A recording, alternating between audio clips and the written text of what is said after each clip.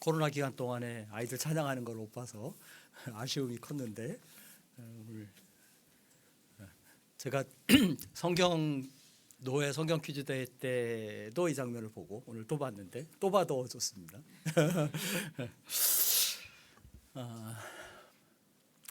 요즘 그 의대 정원 증원 그 문제로 속발된 정부와 의료계 대치가 해결 기미가 보이지를 않고 있습니다. 뭐 지금도 정부는 여전히 복귀하지 않는 사람들은 이제 처벌하겠다라고 으름장을 놓고 또 의사들은 오늘 여의도에서 대규모 집회를 한다 이렇게 얘기를 합니다.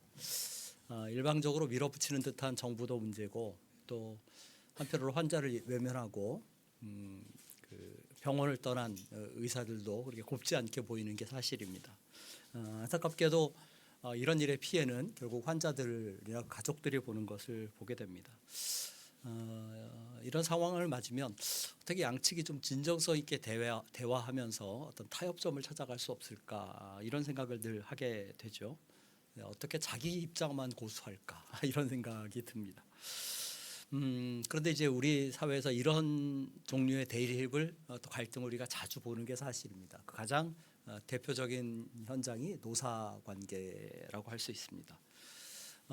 근데 이제 그 대체적으로 우리는 정적인 문화를 가진 사람들이어서 그런지 이 대화나 어떤 토론이나 타협이나 이런 데 좀 익숙하지 못한 것 같아요. 이성적인 판단을 하거나 이런 데 조금 좀 부족한 부분이 있는 것 같습니다. 그래서 자주 뭐 우리만 그런 게 아니라 외국도 그렇지만 뭐 프랑스는 지금 뭐 그 유럽엔 지금 뭐 트랙터 시위가 벌어지는 걸 보잖아요. 근데 유럽도 그렇지만 우리나라가 가까이 있어서 뭐 더 체감을 그렇게 하는지 모르겠지만 자주 뭐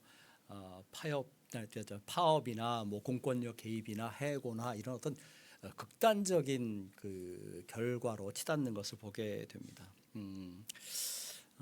그런데 이제 이런 어떤 노동자와 사용자의 관계의 대립을 가장 그 극명하게 보여주는 단어가 저는 투쟁이라는 단어라고 생각을 해요. 노조에서 종종 사용하죠. 투쟁이라는 말을 씁니다. 이 투쟁이라는 말은 한편 들으면 노동자의 권리나 권익을 싸워서 얻을 수 있는 것으로 생각을 하게 돼요. 그러면 이제 그 느낌이 어떤 느낌이냐면 사용자는 억압하고 착취하는 사람처럼 그렇게 비춰집니다. 제가 이런 얘기를 하는 것은 이제 누가 옳고 그르냐 하는 얘기를 하려는 것이 아닙니다. 뭐 노동 문제나 노동자의 권익을 대변하려는 것도 아니고 뭐 사용자가 다 부당하다 뭐 이렇게만 말하려는 것도 아닙니다. 제가 오늘 지적하려는 것은 뭐냐면 이런 어떤 인간관계가 사실은 하나님이 본래적으로 의도하셨던 것과는 다른 것이다. 거기서 왜곡된 것이다. 이렇게 얘기하는 겁니다. 또 이런 어긋난 관계가 그리스도 안에서 회복되고 또 치유되어야 한다, 개선되어야 한다 하는 겁니다. 우리가 이제 이미 앞에서 부모와 자녀 관계도 봤고 또 남편과 아내의 관계도 봤습니다. 그런데 왜곡된 부부 관계에서는 남편이 폭군이 되고 아내는 마치 가정부처럼 그렇게 집에서 일하는 사람으로 전락하게 되죠. 왜곡된 부모 자녀 관계에서는 부모는 아이들을 사유물처럼 생각을 하고 자녀는 부모를 공경할 대상으로 생각하는 것이 아니라 귀찮은 존재로 그렇게 여기게 됩니다. 노사관계 역시 마찬가지입니다. 앞서 말했던 것처럼 왜곡된 노사관계에서는 노동자가 사용자를 착취자여 억압자라고 생각하고 투쟁의 대상으로 생각합니다. 또 사용자는 반대로 저 사람을 내가 월급을 주니까 내 마음대로 부려도 되는 사람처럼 그렇게 생각을 하게 되죠. 또 어떤 때는 월급은 꼬박꼬박 받아놨는데 일은 그만큼 안 하는 것처럼 그렇게 생각을 합니다. 이런 대립에 근거한 그 인간관계는 마땅히 회복되고 개선되어야만 합니다. 그래야 우리 가정이나 사회가 건강해지죠. 그런데 이제 이런 인간관계의 개선은 근본적으로 그리스도 안에서만 일어날 수 있다는 겁니다. 물론 이제 사회 제도나 어떤 교육이나 이런 것을 통해서 약간의 개선 효과는 있을 수 있어요. 예를 들면 도덕이나 윤리나 뭐 이런 것들을 잘 가르치는 것으로 사람이 조금 더 나아질 수는 있죠. 뭐 때로는 제도적인 보완으로 어떤 그 개선을 할 수도 있습니다. 예를 들면 뭐 청소년 보호법, 뭐 가정보호법, 뭐 이런 어떤 노동법 이런 것들이 어떤 그 일방적인 피해를 당하는 것이나 일방적으로 가해하는 것 이런 것들을 그 완화시킬 수는 있어요. 그러나 이제 본질적인 인간관계 회복은 그리스도 안에서만 일어날 수 있다. 이걸 우리가 알아야만 합니다. 왜냐하면 세상의 윤리나 도덕이나 법은 인간에 대해서만 그 도리를 다하라고 해요. 법 같은 경우도 그렇죠. 사람과 사람의 약속입니다. 그 법을 어기는 것은 사람에 대한 범죄예요. 근데 우리가 성경에서 듣고 배우는 것은 뭐냐면 하나님이 우리에게 명령하신 것이죠. 그것은 단순히 인간관계의 도리를 다한 것, 그러니까 다하지 않은 것이나 혹은 사람과의 약속을 파기한 것이 아니라 하나님의 명령을 어긴 것이다라는 겁니다. 그래서 그리스도 안에서는 우리가 새로운 동기와 어떤 새로운 기준을 가지고 살아가게 된다라는 겁니다. 그리스도 안에 있는 우리에게 성경은 하나님 앞에서 살아갈 것을 요구해요. 그래서 우리가 에베소서 5장 21절 이하에 쭉 계속 보는 것처럼 주께 하듯이 주를 경외함으로 혹은 주 안에서라는 말을 계속 보잖아요. 그러면서 동시에 바울은 뭘 말하냐면 서로 대립하고 질시하는 것이 아니라 존중해라 혹은 공경해라, 사랑해라, 순종과 혹은 사랑의 관계를 이야기를 합니다. 즉 사람 앞에서의 도리가 아니라 하나님 앞에서 마땅히 해야 할 본분, 그 도리를 하라는 것이죠. 더구나 이제 우리가 지금 그 에베소서 5장 2단락이 그 시작되기 전에 5장 18절에서 본 것처럼 이 일은 근본적으로 어디서부터 이 변화가 시작되냐면 성령의 충만함부터 시작이 돼요. 그러니까 도덕적인 인격적인 감화를 받아서 개선된 것이 아니라 성령이 그 안에 역사하셔서 그를 새 사람으로 지으셨기 때문에 그 다음에 부부 관계의 변화가 있고 부모와 자녀 관계의 변화가 있고 노사 관계의 변화가 있다 이렇게 이야기하는 겁니다.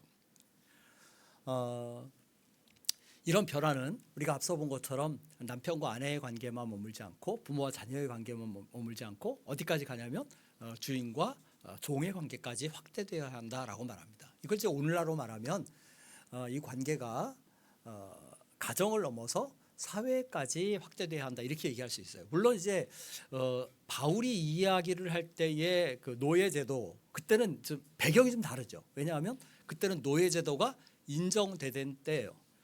더구나 그 노예제도는 우리가 오늘날 경험하는 노사관계 같은 그런 배경이 아니라 가정이라는 울타리 안에서 주인과 종이 함께 사는 그런 그 환경이었어요. 그래서 오늘 본문이 쓰여진 그 어떤 그 배경 컨텍스트가 그대로 오늘 우리에게 적용되는 것은 아니에요. 그렇지만 그럼에도 불구하고 하나님의 말씀은 2000년 전이나 지금이나 우리에게 동일하게 적용할 수 있는 삶의 원리들을 제시한다는 겁니다. 그래서 사회제도가 바뀌고 삶의 방식이 바뀌었어도 우리가 성경을 기준으로 살아가는 것은 뭐냐면 이 말씀이 불변의 진리를 담고 있기 때문이다라는 것을 알기 때문이죠. 그래서 오늘 이 그리스도인 노예와 주인의 관계에 대해서 바울이 교훈한 내용을 가지고 우리가 사회 속에서 혹은 직장 안에서 윗사람과 아랫사람의 관계 속에서 혹은 노동자와 사용자의 관계 속에서 어떻게 살아야 할까 하는 것을 좀 생각해 보려고 합니다. 첫 번째로 말할 수 있는 것은 뭐냐면 그리스도인 일꾼은 주인을 경외하는 마음으로 순종합니다. 5절 보면 종들아라는 말로 시작하죠. 주인들의 권면하기 전에 종들에게 먼저 권면을 해요. 그런데 이 바울의 권면의 요지는 한마디로 말하면 죽게 하듯 하라라는 거예요. 그러니까 네 구절을 그러니까 5절 중에 네 구절을 종들에게 얘기하는데 그 내용을 그냥 한마디로 요약하면 주님께 하듯이 너희가 섬겨라라는 겁니다. 다른 내용이 없어요. 그런데 그 첫 번째는 뭐냐면 주인을 경외하는 마음으로 순종해야 한다는 겁니다. 5절 첫머리에서 이렇게 얘기를 하죠. 종들아 두려워하고 떨며 그렇게 얘기합니다. 두려워하고 떨며라는 말은 두려워한다라는 말은 이제 아주 극단적으로 번역하면 공포라는 말이고요. 떤다는 말도 공포로 인한 전율을 나타낼 때 주로 쓰이는 말이에요. 근데 이 두려워하며 떨며가 그러면 문자 그대로 이해하면 종들은 주인에 대해서 공포심을 가져야 한다 이런 말은 아닐 거 아니에요. 그죠?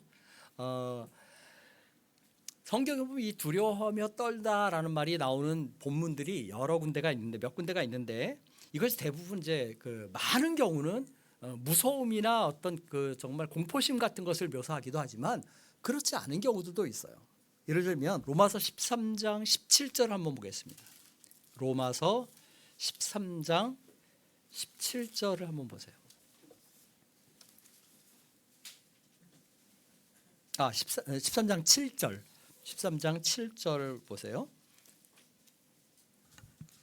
같이 한번 읽겠습니다. 로마서 13장 7절 한번 같이 읽습니다. 모든 자에게 줄 것을 주되 조세를 받을 자에게는 조세를 바치고 관세를 받을 자에게는 관세를 바치고 두려워할 자를 두려워하며 존경할 자를 존경하라. 여기 보면 두려움이라는 말이 무엇과 같이 써요? 존경하라라는 말과 같이 나란히 나오는 걸 봅니다. 그러니까 여기 두려움이라는 것은 공포심이라기보다는 사실은 극도의 경외심이라고 이렇게 해석할 수 있어요. 빌립보서 2장 12절 말씀도 같은 이야기를 합니다. 우리가 잘 아는 말씀인데 그러므로 나의 사랑하는 자라 너희가 나 있을 때뿐만 아니라 더욱 지금 나 없을 때에도 항상 복종하여 두렵고 떨림으로 너희 구원을 이루라. 우리가 잘 아는 말씀이죠. 두렵고 떨림으로 너희 구원을 이루라. 그리스도 안에서 항상 그 거룩한 그러니까 성화를 이루어가는 삶을 너희가 살아야 한다라는 겁니다. 그래서 너희가 두렵고 떨리는 마음으로 하라 그래요. 그럼 이 두렵고 떨림이 누구를 향한 두렵고 떨림이겠어요? 당연히 하나님을 향한 두렵고 떨리는 마음이겠죠. 그러면 하나님을 무서워하면서 공포스러워하면서 그러면서 성화를 이루어가라는 말이 아니겠죠. 이것은 당연히 극도의 경외심을 가지고라는 겁니다. 마찬가지로 오늘 에베소서 6장 5절에서 두려워하고 떨며라고 할 때도 마찬가지예요. 이것은 문맥을 통해서도 우리가 아는 사실입니다. 지난번에 이제 부부 관계를 얘기할 때 5장 마지막 절에서 아내들에게 남편을 존경하라라고 말한 것을 봤어요. 그죠? 그런데 원래 그 말은 바로 여기서 말하는 포베오라는 말이에요. 그러니까 두려워하라라는 말이에요. 그래서 예전 그 개역 한글판은 경외하라라고 번역했다고 했습니다. 근데 그것을 개역 개정이 존경하라라는 말로 옮긴 겁니다. 왜 그랬을까? 이 두려워한다, 포베오라는 이 단어에 담긴 어떤 의미가 뭐냐면 정말 아주 지극한 공경심을 가지고 라는 의미를 갖고 있기 때문에 그래요. 베드로는 베드로전서 2장 18절에서도 같은 이야기를 하는 것을 봅니다. 이렇게 말합니다. 사환들아, 이거는 이제 그 집에 있는 어떤 종들이죠. 범사에 두려워함으로 주인들에게 순복하되 선하고 관용하는 자들에게만 아니라 또한 까다로운 자들에게도 그리하라. 이렇게 말합니다. 이게 범사에라는 말을 이제 그 영어 성경을 보면 온갖 존경심을 가지고 이렇게 돼 있어요. 그러니까 종들은 아랫사람들은 윗사람을 대할 때 정말 최대한 공경심을 가지고 대해야 한다라는 겁니다. 근데 그다음에 이제 쭉 베드로가 하는 이야기가 재미있어요.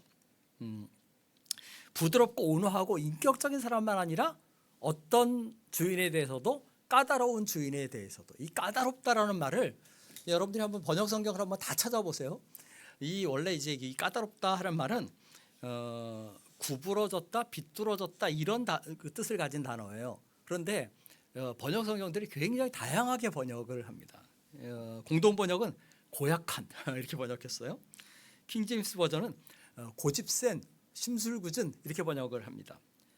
뉴 킹제임스나 NIV는 가혹한 이렇게 번역하고 NASB는 분별 없는, 상식에 어긋난 이렇게 번역합니다.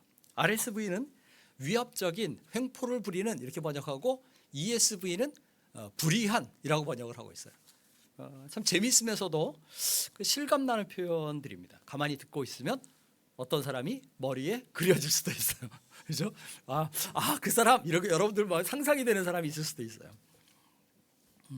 여러분들의 직장 상사 가운데 어쩌면 지금 묘사한 것 같은 사람이 있을 수 있다는 거죠. 그런데 우리가 직장 생활이나 사회 생활을 하다 보면 언제나 늘 좋은 상관만 만나는 것이 아니에요. 까다롭거나 거칠거나 비이성적이거나 비논리적이거나 위협적이거나 괜히 심술을 부리거나 아주 고약한 그런 상관을 만날 수 있습니다. 그런데 베드로는 말하기를 그런 상사일지라도 순종해야 한다, 존경해야 한다 그래요.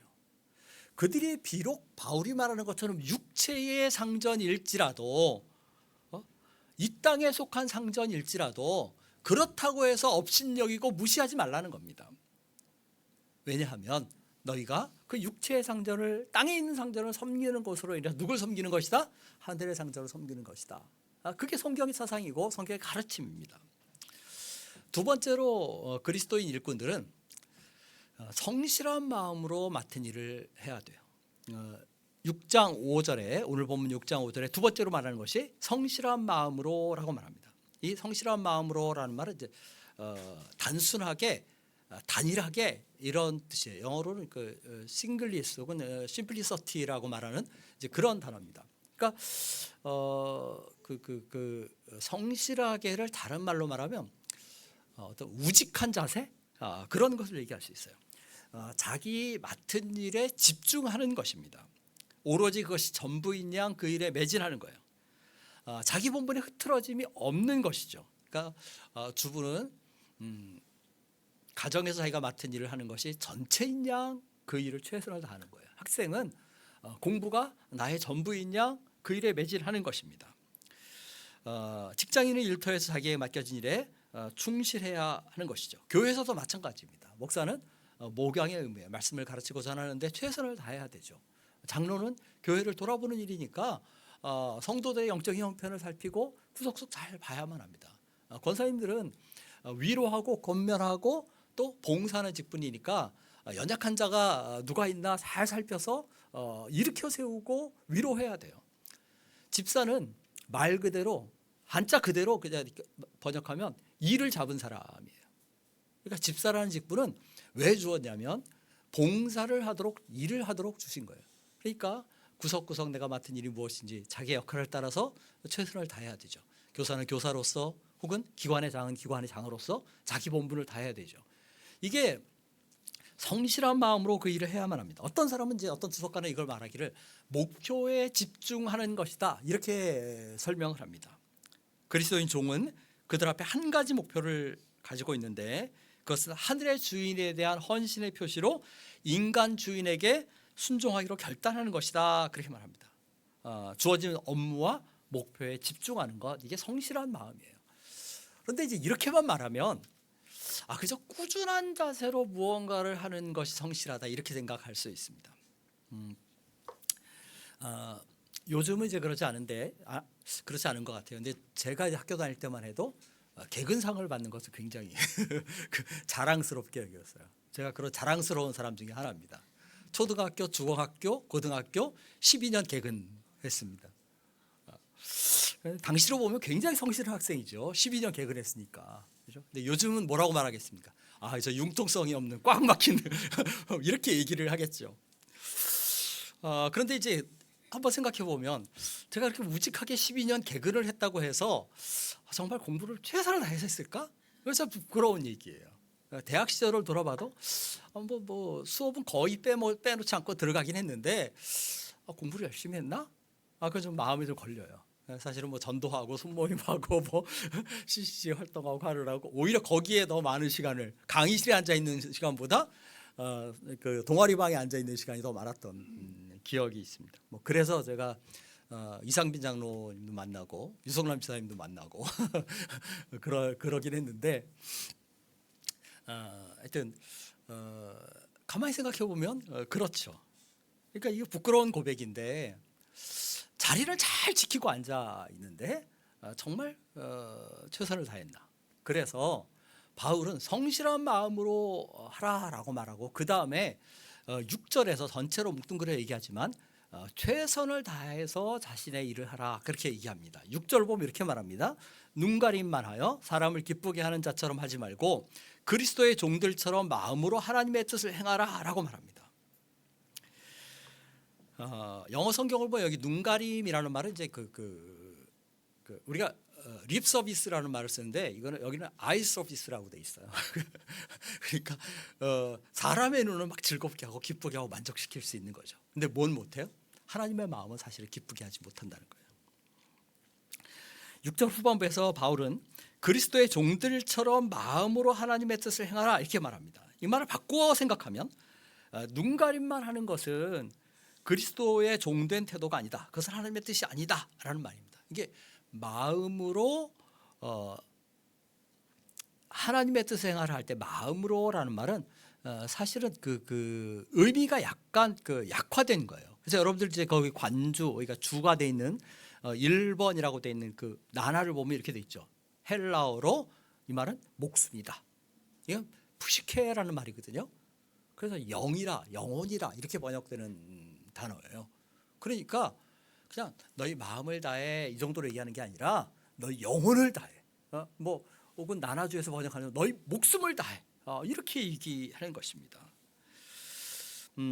혼신을 다해서 너의 일을 하라라는 겁니다. 이렇게 말하면 과로를 붙이고 있는 말인데 이렇게 생각할 수 있는데 이것은 마음의 자세와 태도를 얘기하는 것이죠. 성심성의를 다해서 내가 맡은 일을 해라라는 거예요. 능력이 안 되는데도 막 능력 이상으로 일을 해라 이런 이야기가 아닙니다. 자기에게 주어진 여건에서 최선을 다해야 한다라는 거예요.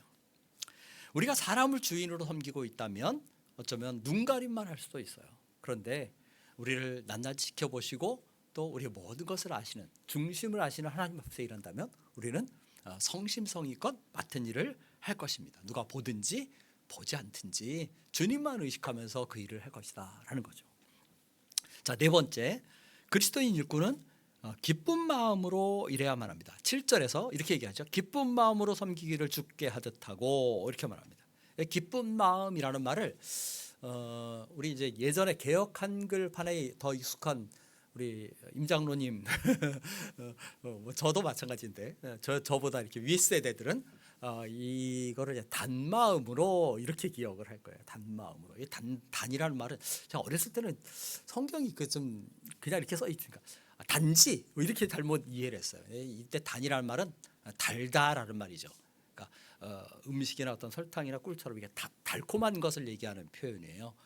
근데 이제 우리가 달다라고 말할 때는 맛의 달콤함만을 의미하진 않잖아요. 그러니까 예를 들면 잠을 아주 잘 잤다 그럼 뭐라고 얘기해요? 달게 잤다 그렇게 얘기하죠. 그렇죠? 그다음에 이제 어떤 처벌이나 내가 내 잘못해서 벌이 낼 때 내가 그것을 달게 받겠다 이렇게 얘기를 하잖아요. 그때 달다라는 말은 뭐 어떤 뜻이에요? 기꺼이 흔쾌한 마음으로 라는 말이에요. 그래서 기쁜 마음으로 혹은 단 마음으로 라는 말은 무슨 얘기냐면 기꺼운 마음으로 섬긴다라는 겁니다. 마지못해서 하는 것이 아니라 자발적으로 한다는 거예요. 강요나 떠밀려서 하는 것이 아니라 자원하는 마음으로 한다는 겁니다. 시키는 일만 하는 것이 아니고 시키지 않더라도 어떤 필요를 찾아서 확인해서 그 일을 감당한다는 거예요. 기쁘게 일하는 사람은 불평과 불만이 없습니다. 어떤 사람은 늘 일을 하는데 꿍얼거리면서 하는 사람이 있죠. 그래서 어쩌다 한번 그러는 것이 아니라 늘 그런 태도로 일을 합니다. 그러니까 자기에게 주어진 업무에 대해서도 그렇고 상관에 대해서도 그렇고 환경이나 근무 여건에 대해서도 그렇고 그냥 늘 불평을 하는 사람이 있죠. 그러나 바울은 우리에게 기쁜 마음으로 하라고 말합니다. 오늘 이 그리스도인 노예들이 처한 환경을 한번 생각을 해보세요. 오늘 우리가 근무하는 작업 환경이나 일하는 환경과는 전혀 다른 것입니다.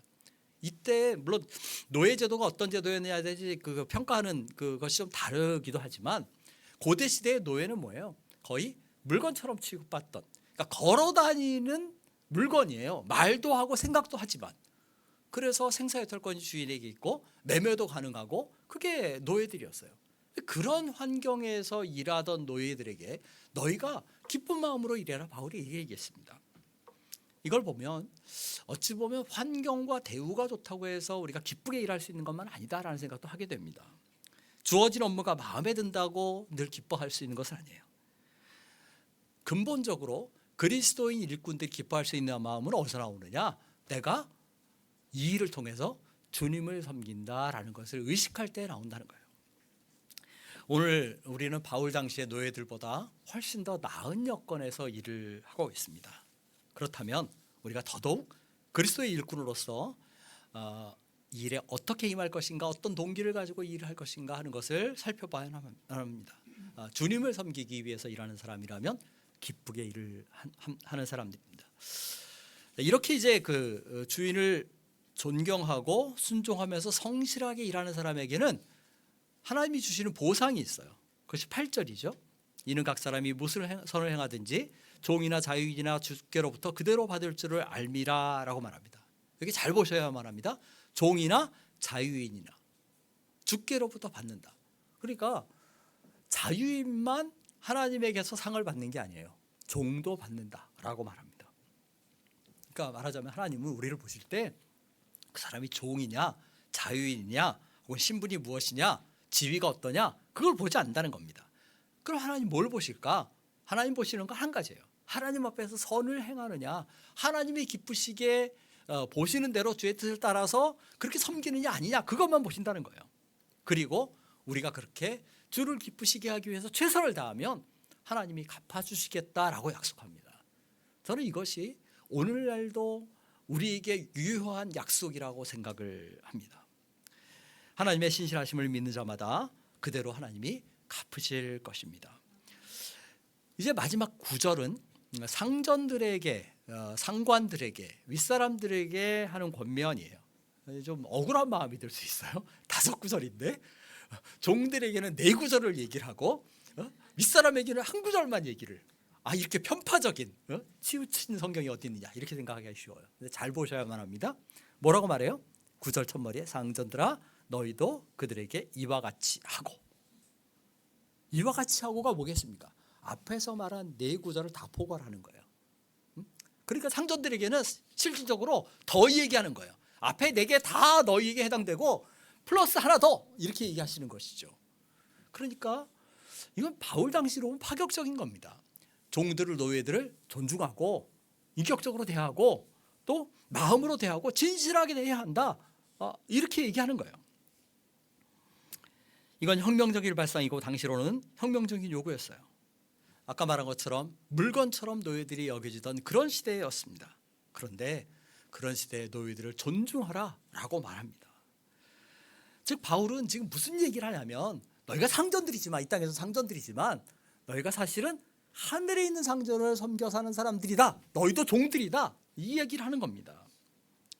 그래서 그 하늘 상전은 뭐예요? 그들과 너희의 상전이라고 얘기를 해요. 그러니까 종들을 향해서 말하기를 너희가 하늘의 상전을 섬긴다 이렇게 얘기했는데 그 다음에 주인들에게 말하기를 그 하늘의 상전은 너희의 상전이시기도 하다. 그렇게 말하는 겁니다. 그러니까 그리스도인 상전들도 역시 그리스도의 종으로 이 땅에서 살아가야 한다라는 겁니다. 역시 하나님을 기쁘시게 하기 위해서 자기의 맡은 일에 최선을 다해야 한다는 거예요. 그러면서 이제 한 가지를 더 덧붙이는 게 뭐예요? 상전들은 위협을 그치라라고 말합니다. 으름장을 놓거나 협박을 하거나 하지 말아야 한다는 거예요. 우리가 이제 그 약한 사람들이죠. 다 죄로 타락한 본성을 가지고 있는 사람들이다 보니까 내가 조금만 힘이 있고 권력이 생기고 내가 지위가 올라가면 아래 사람들을 억압하려는 못된 본성이 나타납니다. 그래서 권력을 혹은 힘을 남용하거나 오용할 수가 있어요. 마땅히 해야 할 대우를 하지 않으면서 아래 사람들에게 상처나 아픔을 줄 수가 있습니다. 이런 일은 모두가 다 사람을 대할 때 하나님의 관점에서 대하지 않고 일반적인 사회의 관점이나 인간적인 관점에서 대하기 때문에 그래요. 그 당시의 상황을 생각해 보세요. 주인들이 노예를 보는 관점, 그건 사회적인 관점으로 보면 존중하고 귀하게 여길 그런 사회가 아니에요. 그런데 바울은 그리스도인이라면 그 사회적인 통념을 가지고 사람을 보지 말고 하나님의 관점으로 봐야 한다는 거예요. 하나님은 사람을 보실 때 뭘 보시겠어요? 그 사람이 종이냐 주인이냐 이걸 보시지 않아요. 그 사람이 신분이 뭐냐 그걸 보시지 않습니다. 오늘날로 말하면 대학을 나왔느냐 아니냐 이거 보지 않아요. 학위가 몇 개냐 이것도 보지 않아요. 남자냐 여자냐 그거 보시지 않습니다. 뭐 이제 선거철이 다가오니까 벌써 뭐 호남 영남 뭐 이런 분위기가 있는데 보수 진보 뭐 이런 거 보는데 하나님 그런 거 보시지 않아요. 하나님 그럼 뭘 보실까요? 인간을 보실 때 하나님의 형상으로 지음받은 고귀한 존재라는 본질적인 가치를 보셔요. 그렇죠? 그리고 그 사람이 정말 하나님의 뜻을 순종하여서는 그리스도의 종이냐 아니냐 그걸 보는 겁니다. 때로는 죄에 빠져 사는 인간을 안타까운 마음으로 긍휼히 여기는 마음으로 보셔요. 우리의 약함을 불쌍히 여기시는 그런 마음으로 우리를 보십니다. 그래서 주님이 우리를 대하실 때 너그럽게 대하시죠. 수요일에 또 한번 하겠지만 오늘 예배 시작하면서 서두에 묵상할 때 읽었던 그 말씀처럼 하나님의 노여움은 잠깐이고 은총은 평생이에요. 왜냐하면 우리를 긍휼히 보시기 때문에 그렇죠. 이런 시선을 그리스도인 상전들에게 요구하시는 거예요. 너희가 하늘의 성전을 섬겨 산다면 그 하늘의 주인을 닮은 성품을 너희도 가져야 한다라고 말하는 겁니다. 너그럽고 관대한 주인의 모습을 우리가 배워야만 합니다. 오늘 이제 우리들은 대부분 아랫사람들의 위치에 대부분이죠. 그런데 한번 생각해 보세요. 직장에서 한 사람이라도 내 아랫사람이 있다면 혹은 내 후배가 있다면 나는 그 사람을 어떻게 대하느냐 하는 겁니다. 세상의 기준이나 관점이 아니라 하나님의 기준과 관점으로 사람을 대해야만 합니다. 오늘 우리가 어떤 신분을 가지고 있느냐는 중요하지 않아요. 종이나 자유인이냐 그것이 상관이 없습니다. 중요한 것은 뭐냐면 우리가 있는 자리에서 하나님의 뜻을 행하느냐 하는 것입니다.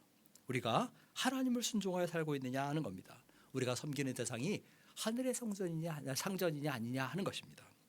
우리가 진정으로 그리스도를 주인으로 섬겨 사는 종들이라면 저나 여러분이 가는 곳마다 관계의 변화가 일어날 겁니다. 이런 관계의 변화가 여러분의 가정과 또 이웃과 일터에 있게 되기를 간절히 바랍니다. 찬양하겠습니다. 312장입니다.